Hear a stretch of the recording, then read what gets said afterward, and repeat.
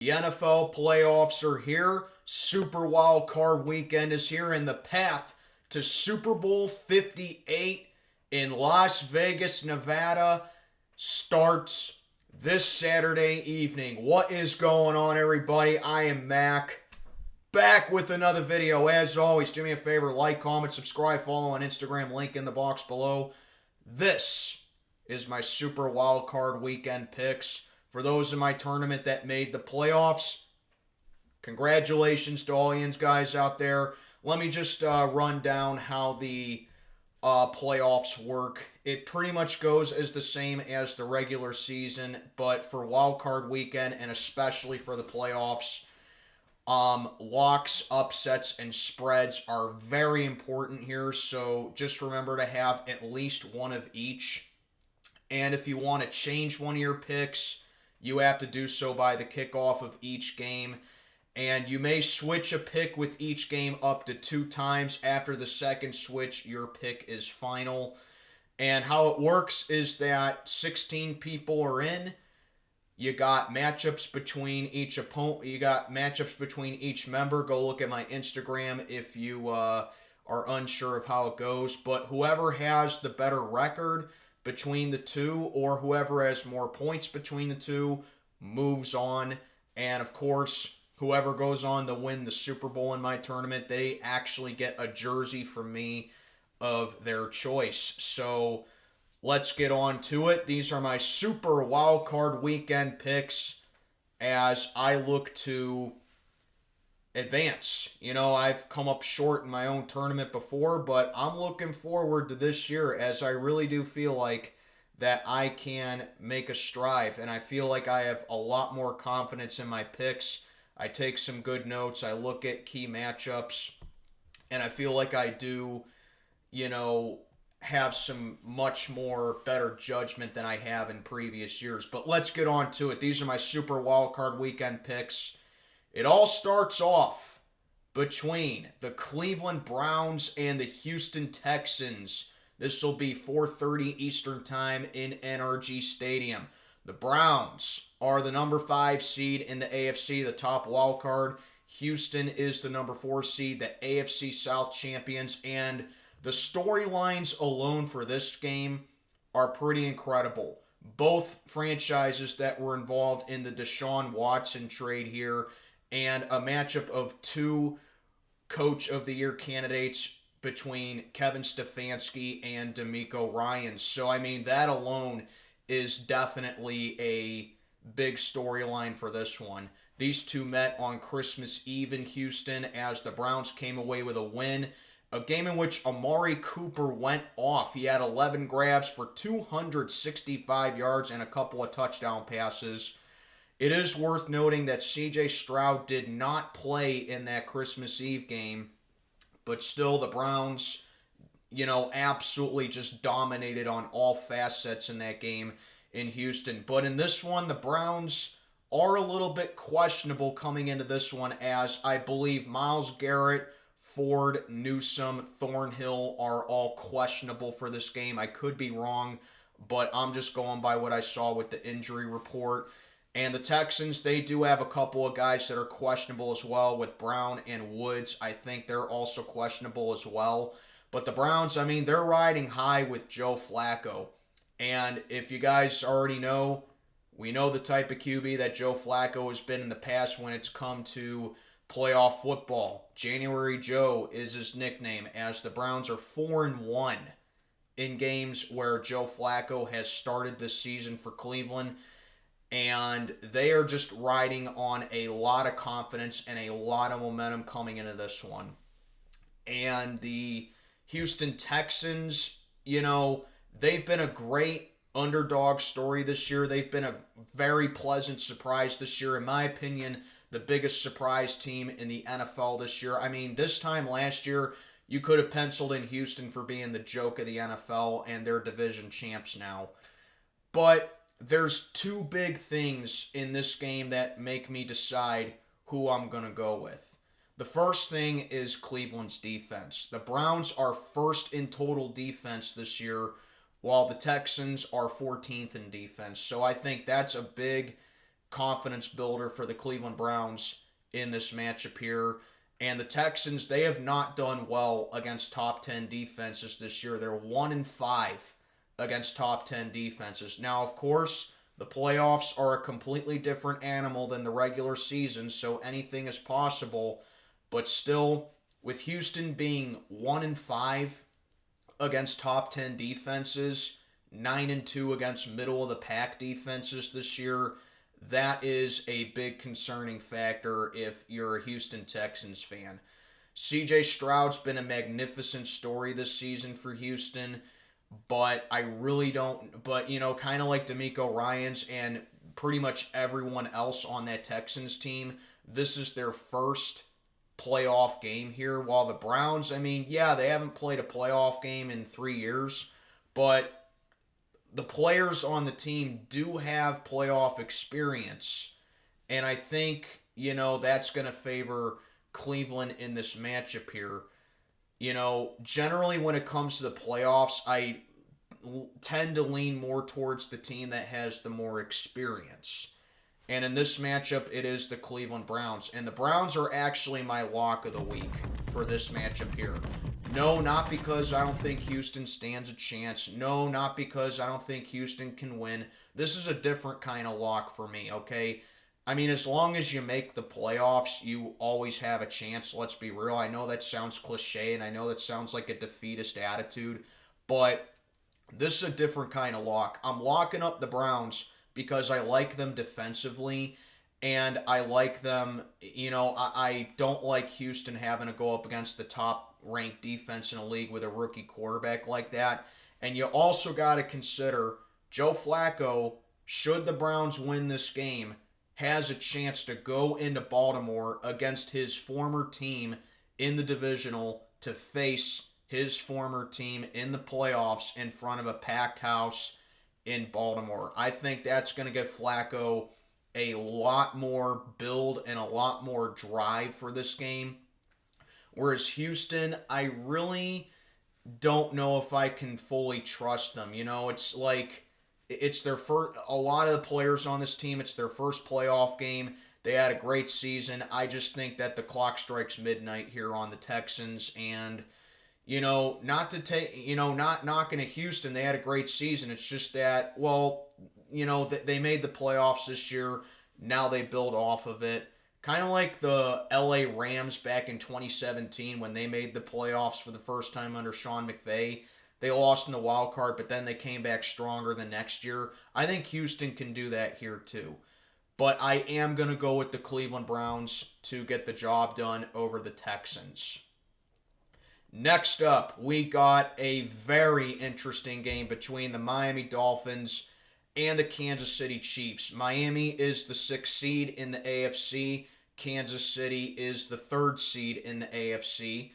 As for the 8th consecutive season, the Chiefs will host at least one playoff game as the AFC West champions, while the Dolphins, they still have not won the AFC East since 2008. They had a great chance to do it this season, but maybe if they didn't, lose to Tennessee on Monday night and they didn't get their doors blown off by Baltimore, we could be saying something else about the Dolphins, but it is what it is.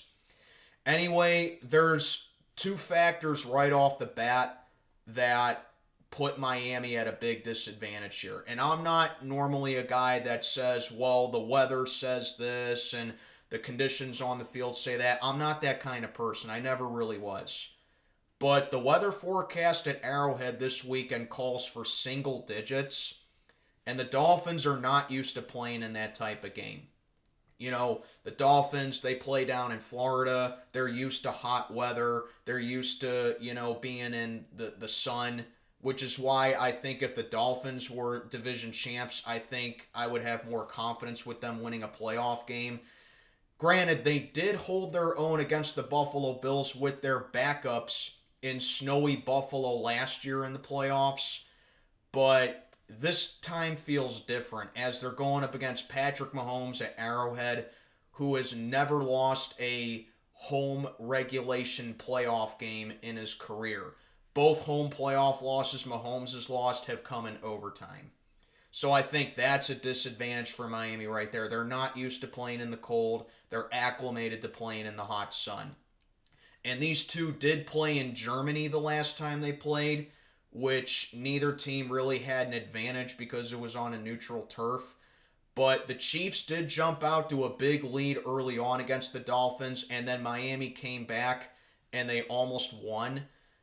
But it just feels like the Chiefs, since that game, like I said, in past videos, this doesn't feel like the same Chiefs team. I think they've been really underwhelming this year on offense. And I know it's so easy to say that, well, they don't have Tyreek Hill anymore. Tyreek Hill's now on the opposition for them, as a matter of fact, in this game. And Juju Smith-Schuster, even if you want to say that, he was a big factor for Kansas City last year. They don't have McCole Hardman being a deep threat for him anymore. But Kansas City, I mean, regardless, they got the job done with defense this year, as I think this is a matchup of two very underrated defenses here. Miami's defense, even though they are banged up in this game, you can't overlook them defensively. Same thing with Kansas City. I really don't think the Chiefs' defense gets enough credit for what it's been this year. So I think this is a really good matchup of two underrated defenses going at it here. However, I will say if the Dolphins are to have a chance at this game, they really got to open up their run game here. Jalen Waddle, I think, is questionable, as is Raheem Mostert. So, again, that puts Miami at a disadvantage. And even though the storyline is Tyreek Hill going back to Arrowhead, he is dealing with a little bit of an ankle injury. I don't know if he's expected to play in this game, but Tyreek Hill not at 100% possibly for this game is a concerning factor if you are a Dolphins fan. And like I said, even though Miami's defense is very underrated, there are a lot of holes on that defense and missing guys. But you got to figure Vic Fangio, with the defense and the defensive genius that he is, I really think he's going to pull some strings, and I really think that he's going to toughen up Miami mentally for this game. And then as for Kansas City, I talked about how underwhelming they've been offensively with their receivers not being able to catch and crucial drop passes all season for the Chiefs, and Travis Kelce basically needing to be the bulk for Kansas City's offense. But I think the biggest X factor in this game has to be Isaiah Pacheco. If Kansas City can run it up the gut and they can attack Miami across the middle with Isaiah Pacheco, I think the Chiefs have a really good chance at winning this game. Obviously, we know Mahomes strives in this type of in this type of situation here. So I think Mahomes just needs to keep doing what he does. And yeah, man, I mean, I just think while Miami, it's not impossible for them to win, I just think they have too many strikes against them going in this game. So as much as I want to take Miami here, I'm going to lean more towards Kansas City to get the job done. At the end of the day, like I said, it comes down to the team who I think I trust more and the team who has more experience. And in this case, it would be the Kansas City Chiefs. So it's a 3.5 point spread last I checked for the Chiefs. I think that's fair enough.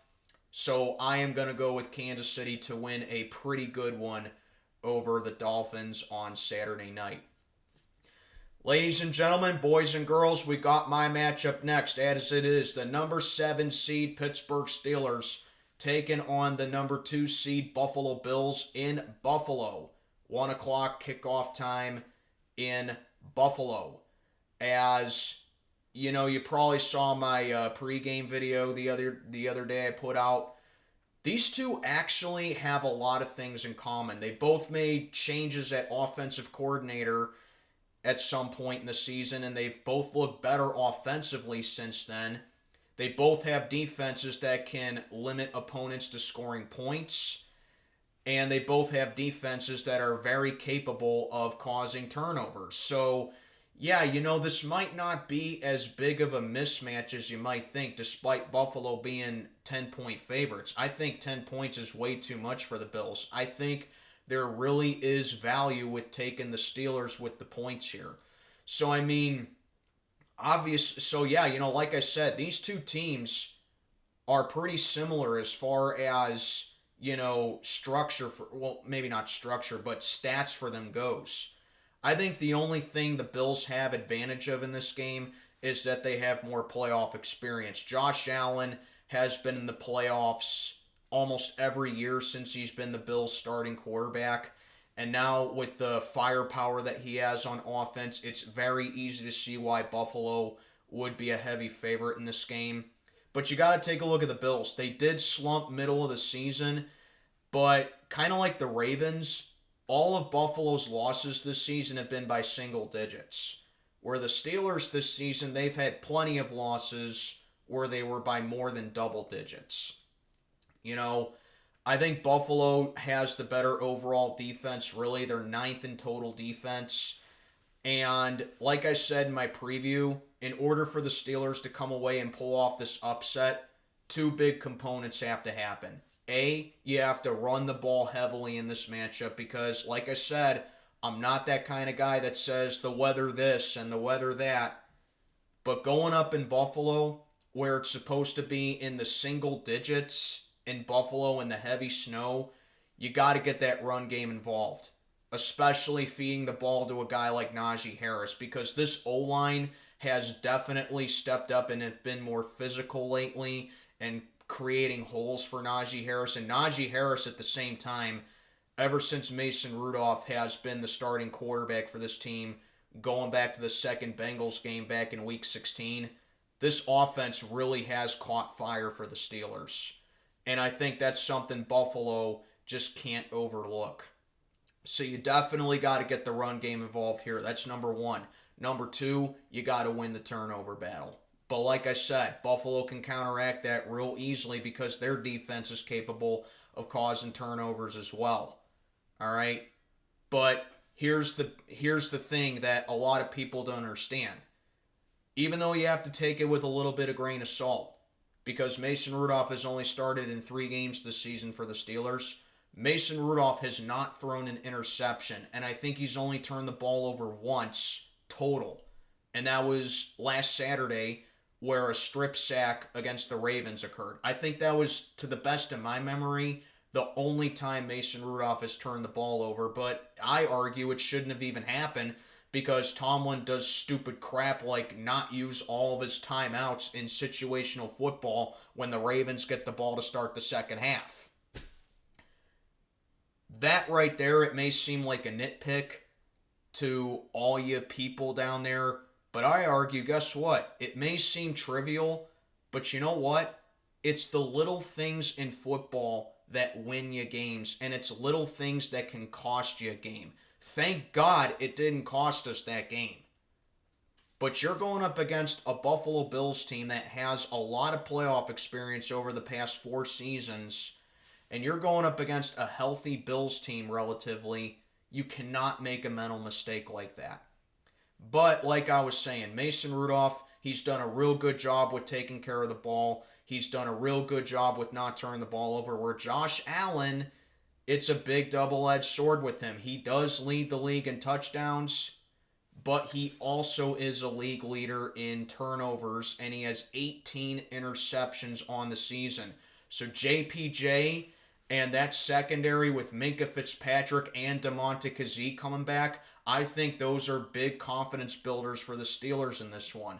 Also, the Steelers are 10-point underdogs coming in this matchup, and if there's one thing I will give Mike Tomlin credit for as much as I can't stand the guy, one thing I will give Mike Tomlin credit for is that he usually does well when the Steelers are heavy underdogs. Mike Tomlin does have a career-winning record when the Steelers are underdogs in a game. So that's one thing I will give Tomlin credit for, is that he usually steps up when the Steelers are heavy underdogs in a game. But overall, like I said, you're looking at 2 very similar opponents. TJ Watt being out for this game is definitely going to hurt us, which is why I think Nick Herbig needs to step up big time across the middle. Miles Jack needs to come up big. Keanu Benton needs to come up big. The entire defense needs to come up big. And that includes Alex Highsmith. That includes the entire defensive line and Cam Hayward. That includes our safety tandem, which has been incredibly spotty outside of Minka. That includes our corners that have been incredibly spotty outside of JPJ. If we are to have any chance at winning this game, I don't think it's going to be a shootout just because of the weather alone. I think this is going to be a defensive juggernaut fist fight right here, which if it is, I think we have a better chance at winning. If it comes to a shootout, I don't know if we can win that game because this offense hasn't shown fully that they're capable of winning a shootout. They can put points on the board. I mean, 81 points in 3 games since Mason Rudolph's been the starter. 27 points a game should be enough to win you a game. But Buffalo, I mean, with the winning streak they've been on, the experience and the firepower they have on offense, I think it just outmatches our offense here. But like I said, I think there is value with taking the Steelers with the points. So, sorry guys, for the sake of my pick'em, I am going to go with the Buffalo Bills to win this game, although I will be defying all odds and defying all logic here and rooting for my guys to win this game. But hey, there's a reason that Mike Tomlin hasn't won a playoff game in 7 years. And it's because he has horribly mismanaged the defense every time. The last 4 games the Steelers have played in the playoffs, they've allowed 35 plus points each time. And I'm not saying that's going to be the case here, but you never know. Buffalo's offense can definitely put up that much points on the board. So sorry guys, I am going to go with the Bills to win a much closer game than what people think. But like I keep saying, until Mike Tomlin snaps out of this funk that he's been in with the playoffs lately, I have to pick the opposition every time. So I'm going to go Buffalo to win a good game, I do think the Steelers will make it close, but I just think Buffalo's the more experienced team at the end of the day. You know, kind of like Houston, a lot of the players on this team, it's their first playoff game. I don't know, and plus playing in a hostile, snowy environment like that, I don't know how they're going to be able to respond to that. So, sorry guys, I'm going to go Buffalo to win this game. Next on Sunday evening, early Sunday evening, we got the Green Bay Packers and the Dallas Cowboys going at it in Jerry World. As the 7th seed Packers got into the playoffs, they avoided another, elimination game at the hands of a fierce rival of theirs, while the Dallas Cowboys are the 2nd seed in the NFC, winning the NFC East. And I think this matchup here is very similar to Steelers-Bills. Kind of like that, I think Green Bay is just the heavy underdog coming to this one because last I checked, Dallas is a 7-point favorite. So kind of like that, I think there's value with taking Green Bay with the points here. The Packers are coming in with momentum. They've won 6 of their last 8, and they are actually, statistically, the youngest team entering the playoffs. So that has storylines written all over it. This is actually one of the biggest rivalries of all time when it comes to the playoffs. Packers and Cowboys have met in the playoffs numerous times in the 90s.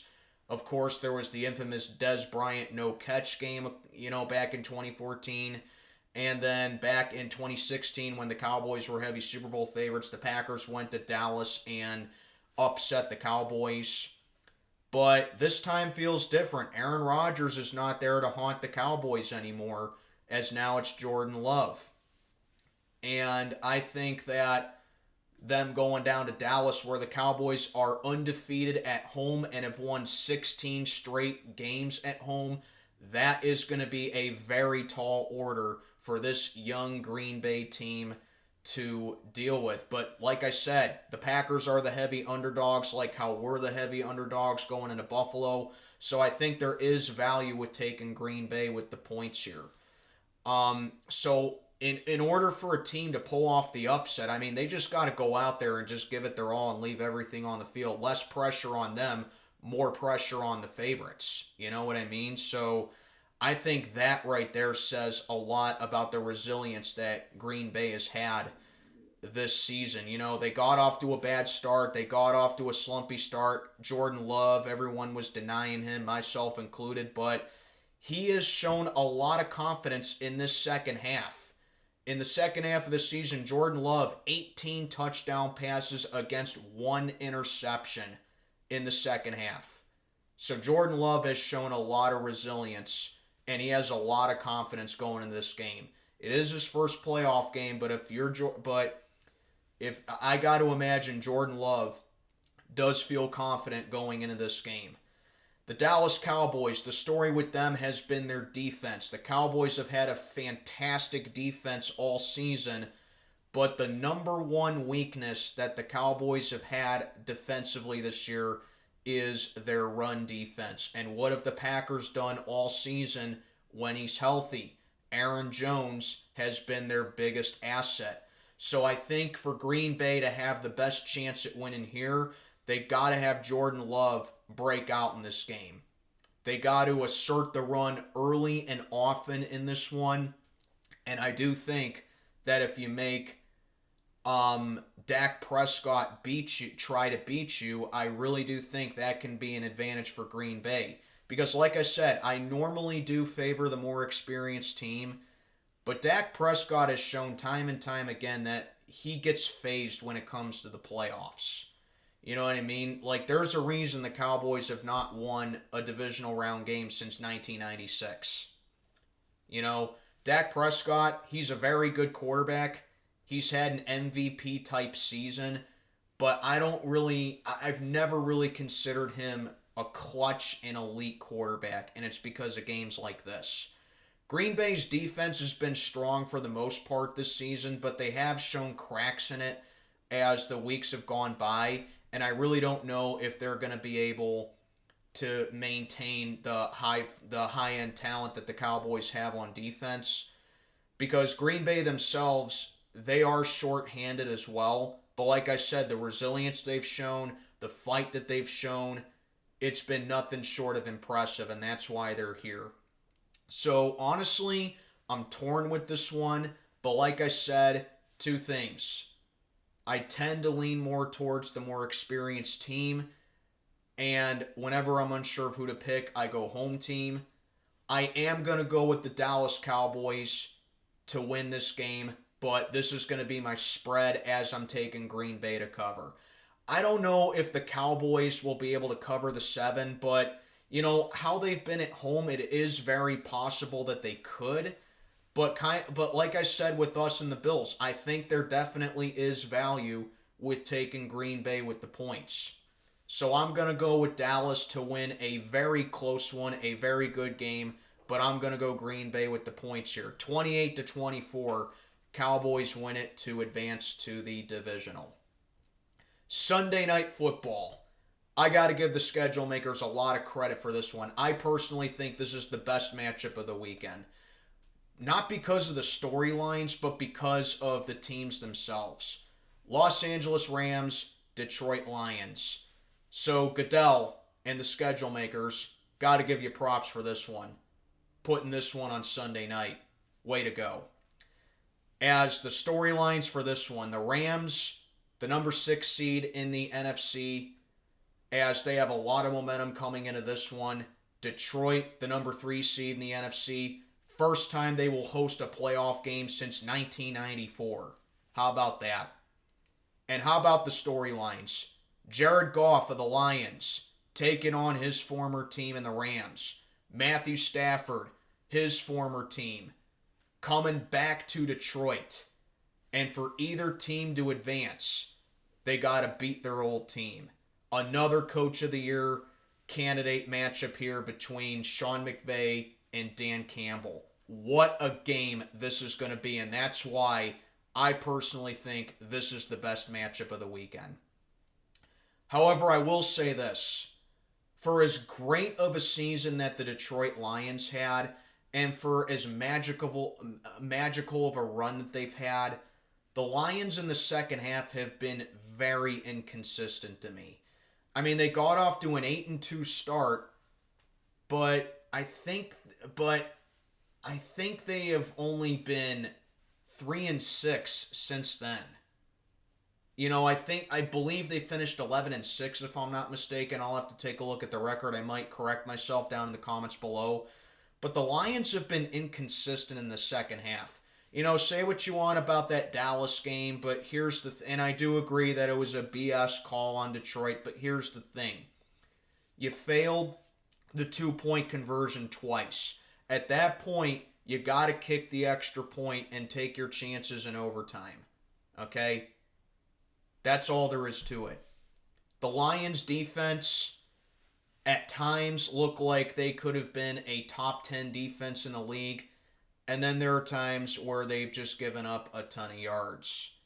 And I really don't know what to make of Detroit defensively as of right now. I just think that they've been very inconsistent, and I think they may have peaked too early as far as their season as a whole went. Like I said, phenomenal season for Detroit. I really am rooting for them to go far in the playoffs, but I think they did peak too early, and I think that might be, something that could bring them down for this game. Whereas the Rams, they're kind of the opposite of the Lions. The Rams got off to a real shaky start, and they looked like the team that I thought they'd be at the beginning of the season. Because if there's one team I was completely wrong about all year, it was the Rams. I said they were going to be a top 5 draft pick this spring. Quite the opposite. They're a playoff team. Sean McVay did a phenomenal job with this Rams team. Matthew Stafford has been playing very well since coming back. Cooper Kupp has that experience. Puka Nacua in his first playoff game. That's going to be a treat. And the Rams, like I said, they just have the experience and they have the momentum coming into this one, where Detroit, I really don't know what to make of them as of right now. They are a great team, but they do look a little bit up and down. You know what this matchup reminds me of here? Kind of like Browns-Texans, where it's like you got one team that has experience and you got one team that has, playoff pedigree versus a team that is just kind of there for the first time. That's what Detroit is. I mean, a lot of the players on this weekend features teams that have a lot of players that are playing in their first playoff game. So it's youth versus experience this weekend is my main theme for this weekend. But overall, remember back in 2017 where the Rams made the playoffs for the first time under Sean McVay, and they had to go up against the defending NFC champion Falcons, and the Falcons beat them in LA? Again, that's what this matchup reminds me of right here, except it's the other way. This time, the Rams are the ones that have the experience, while the Lions are there for the first time, and I do think Detroit, they're going to come back stronger, and they're definitely going to be a very good team in the upcoming years, Kind of like some hiccups that Detroit's had with their youth. Plus, I think Sam Laporta potentially missing this game is going to hurt him as well. So, kind of torn here, but again, I'm leaning more towards experience.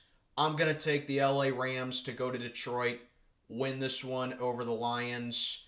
But, Detroit, hold your heads up. You got a really good team coming up in the future, and I await to see more of it. I just think the Rams are just the more experienced team coming to this one. So give me LA to win a good one over Detroit here. And wrapping up Wild Card Weekend, we got the Eagles and the Bucs in Tampa Bay. I'm surprised this one's on Monday night. I kind of figured this one would be the Saturday game, but we got the first Saturday game rather. But we got the Eagles and the Bucs. Philly, the 5th seed in the NFC after being 10-1, as the Eagles are ice cold entering the playoffs. They are not looking like a good team right now. Tampa Bay, kind of the opposite. They're heading in an opposite direction. The Bucs have won 5 of their last 6. Philly has lost 5 of their last 6. So I think it's two teams that are really in opposite directions. And you can say what you want about Tampa Bay being the beneficiary of the NFC South because the NFC South stinks, but still, the Bucs, they come in with momentum in this one. And the last time these two played was on a Monday night game earlier in the season where the Eagles did win 25-11. So the score alone might suggest Philly dominated, but I saw the highlights. The Bucs hung in with Philly all game until the Eagles just pulled away in the fourth quarter. And Jalen Hurts didn't play great as well. He threw 2 picks in that game where DeAndre Swift had to come in and be the bulk of Philly's offense in that game. And that's why I think the Eagles, they come in shaky. I think with the mistakes that Jalen Hurts has been making lately, they need to establish a run game early and often like the Packers need to do against Dallas. And they just need to have DeAndre Swift just be the bulk here. But the Eagles statistically have the worst defense entering the playoffs. Tampa Bay's defense is better, but not by much. But Philly, that defense is definitely going to let them down if they don't have an answer for Tampa Bay's offense. Baker Mayfield is playing with a lot of confidence. Tampa Bay's offense finds rhythm, and I really think that the Bucs are looking like an underrated team. The Bucs are another team I was wrong about. I thought they'd finish last in this division, but the Bucs, like I said, even though the NFC South stinks, they did what they needed to do. So I definitely think Tampa has an advantage in this one, as they got to take a look at the tape from the last game, as they did hang in there with them. The Eagles, they are notorious for going down to Tampa Bay and stinking up the joint against the Bucs. So for that reason, this is my upset of the playoffs right here. I'm going Tampa Bay to win this matchup here. Why? Like I said, I think the Bucs have more momentum in this one. They're going to remember the last time they played. And Philly is really just coming in not looking so great. And I really think the Bucs can use that to their advantage in this game. So honestly, I'm going to go Tampa Bay to get the job done over the Eagles.